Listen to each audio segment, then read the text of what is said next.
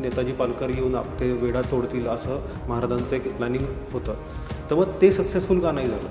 इथे सिद्धी-जोहरचं लष्करी मुत्सद्दीपणा दिसून की नेताजी पालकर आणि 5,000 सैन्य येत आहे हे कळल्याबरोबर सिद्धी-जोहरच्या लक्षात आलं की यांची काय योजना आहे, की आता हे वेड्यावर हल्ला चढवणार आणि महाराज आतून तयारीत असणार, तेही पण हल्ला चढवणार आणि वेढा निष्कळीत आले की महाराज निसटून जाणार.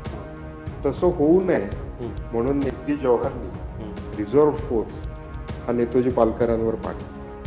म्हणजे नेताजी पालकर वेढ्यापर्यंत पोहोचणारच नाही याची खबरदारी सिद्धी-जोहर. आणि मग वारणा नदीच्या पात्राजवळ ही लढाई झाली आणि त्या लढाईत नेताजी पालकरांना माघार घ्यावी लागली आणि ते परत महाराजांना इथे दिसतंय की अरे आपली कोणती तरी फौज येते, ती खरं म्हणजे तयारीत आहे. पण ऐन वेढ्यापर्यंत ते पोहोचू न शकल्यामुळे महाराजांचाही निरुपाय झाला